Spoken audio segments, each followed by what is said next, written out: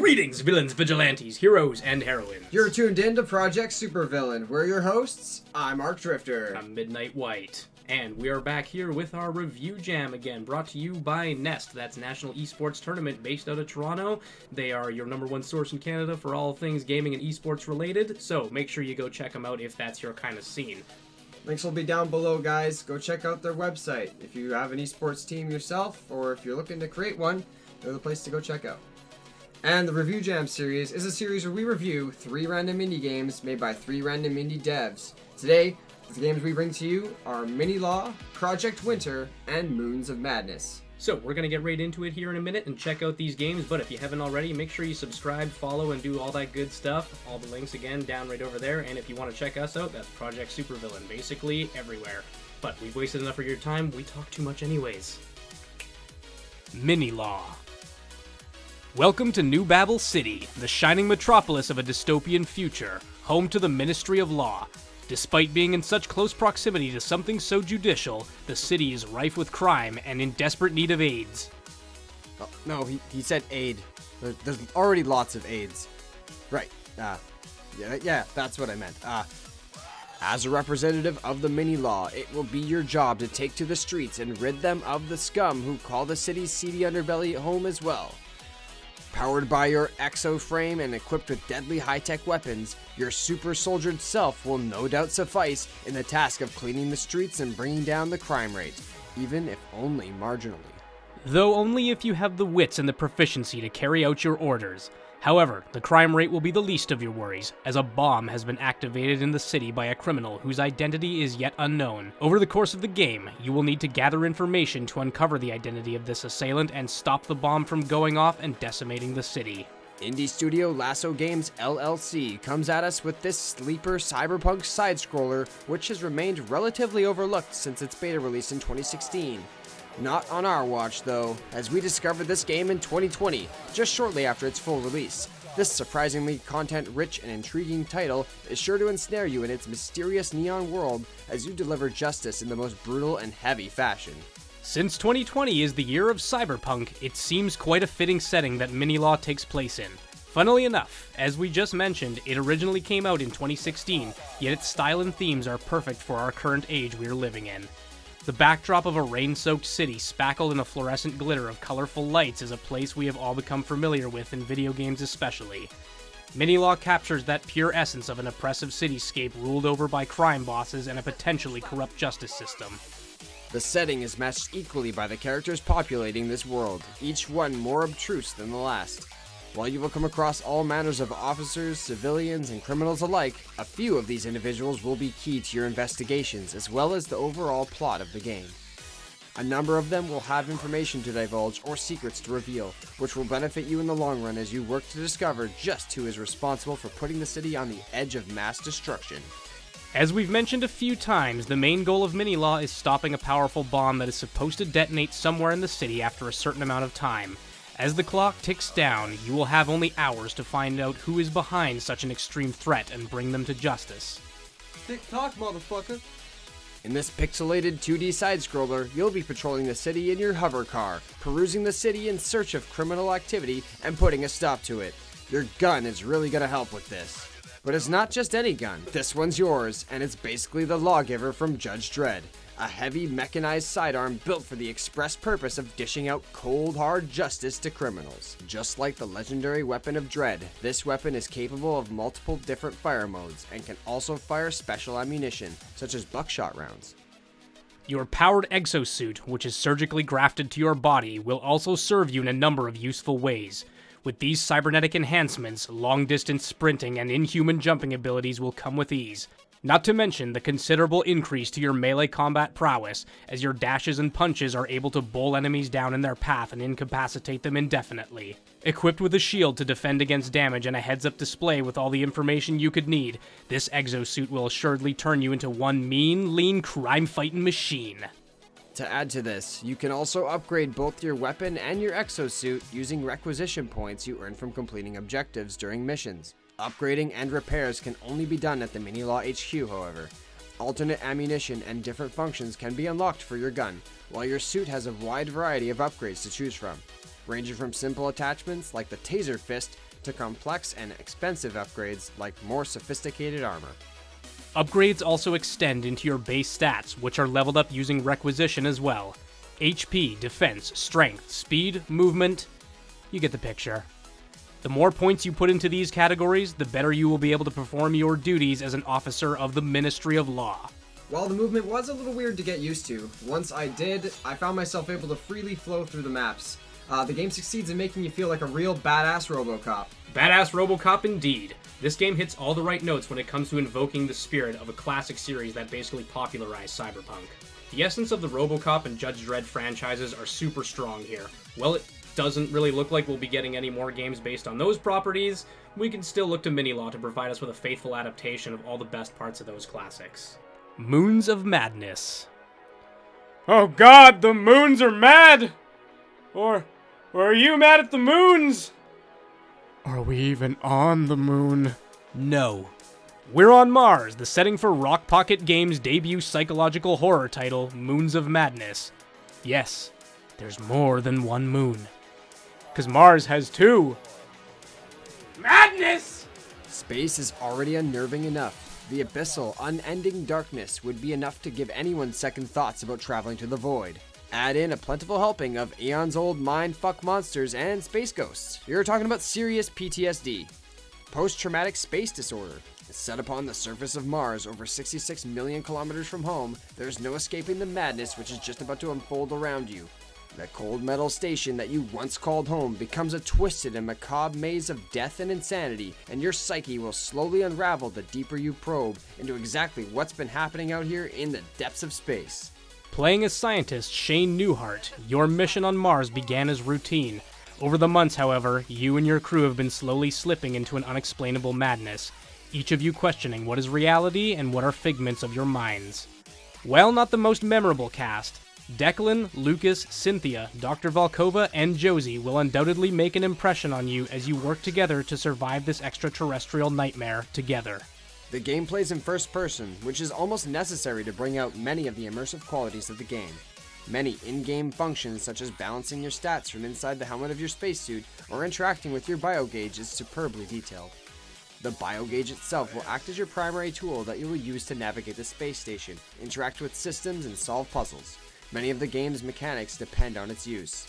Additionally, it will act as your inventory and a way for you to track your objectives and progress. It will often be used to directly connect with interfaces and computers found throughout the base, and can also store valuable information you'll uncover, as well as allow you to gain access to secure doors and areas. Not to mention, quite a few of the puzzles in the game will require the use of the biogauge. The mechanics of the game are simple, and you won't be using much to survive other than the tools you find around you and the biogauge. The nature of the dangers, however, are much more complex, and determining exactly what's happening and why will be a daunting task. There were a lot of positives in this game, and very few drawbacks. The game serves its purpose in being a spooky survival adventure with an interesting plot to boot. A little restructuring could do some justice with the reading and the running, so that they're kind of less grouped up, but really, this game does a fantastic job in scaring the pants off you. Yep, they're there. From the atmosphere to the sound design, the art direction, and the tone, this game evokes all the right feelings that a sci-fi horror should. While the vast multitude of reading material does often contain unnecessary info and the pacing could be better, this indie horror experience is worth delving into. It's space, it's horror, it's Cthulhu, there's a few missteps, but it never stumbles. Just stutters sometimes. Either way, if you get the chance, don't be afraid to let yourself be taken by this game. It's a good one. Project Winter. Winter is coming. Oh no, it's already here. Fall isn't even over yet. You get out of here! Get out! If you haven't developed trust issues yet, you can be sure that Project Winter will be the beginning of that chapter of your life. Survival in this game will assuredly be just as cold and harsh a task as outwinning and betraying those you once called your friends, as both sides desperately cling to life, trying to accomplish their goals. Some want to escape, while others seek to undo all you have worked towards before finally snuffing you out. But deciding who to trust and who seems sus will be up to you. Other Ocean Interactive plunges you into a wicked winter wilderness, ripe with heavy storms brewing around you that could close in on you at any second, leaving you frozen in the snow. The environment is harsh and will no doubt be a contributor in many deaths. However, that is not the only thing to fear in Project Winter. Far from it. You will spawn with up to 8 players, and as mentioned before, your goal will be to escape, with the exception of some, whom will spawn as traitors, set to destroy your team from the very foundation. Playing as a survivor, your main goal will be to escape with the other survivors by completing tasks that will allow you to summon rescue. Upon spawning, you will realize that this is easier said than done.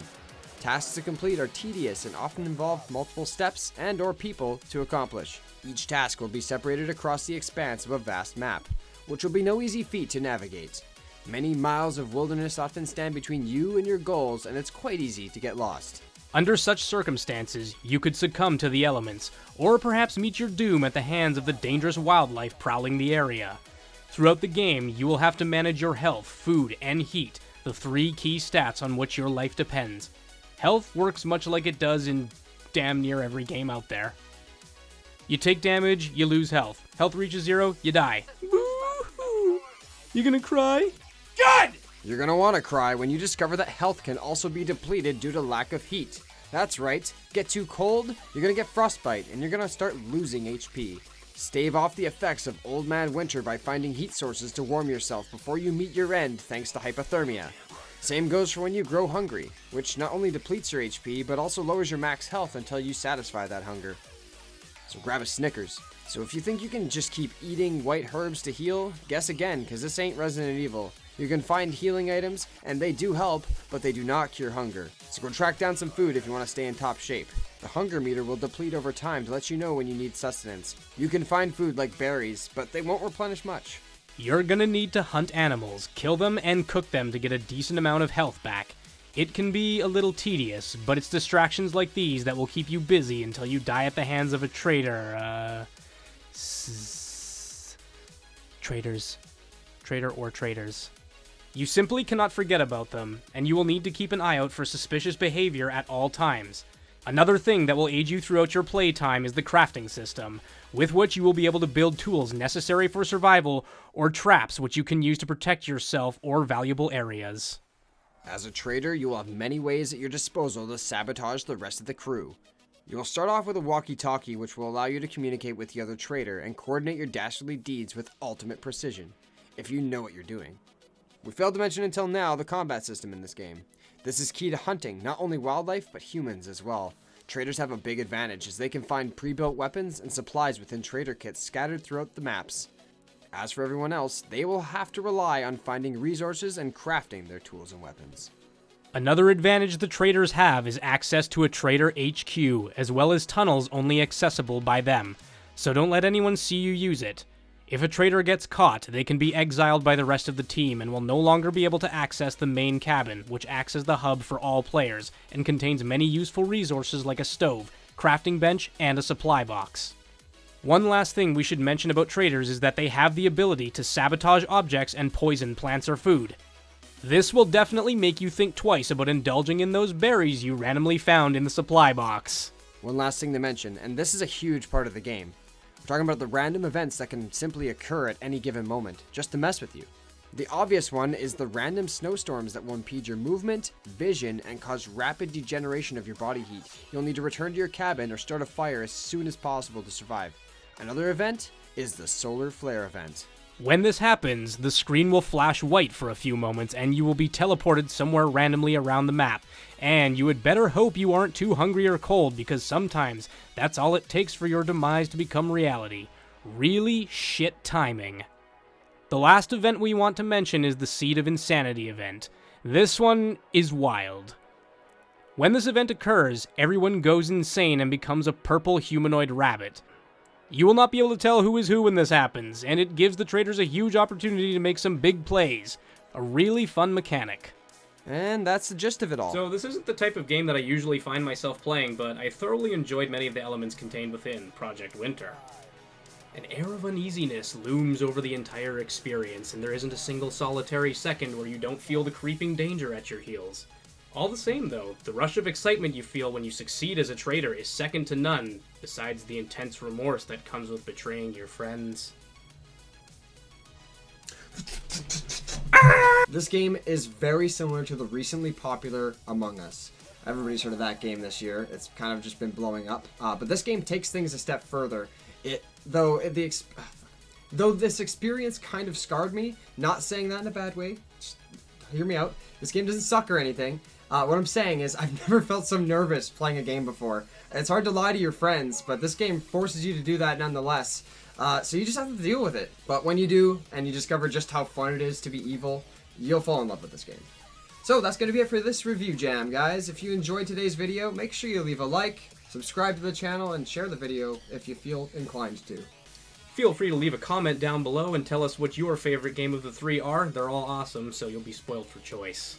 And again, make sure that you go check out Nest. All the links are down there below. If you've got an esports team or you want to create one, you want to get into the scene a little bit more, again, they're your best source in Canada for that, so go and check them out right now.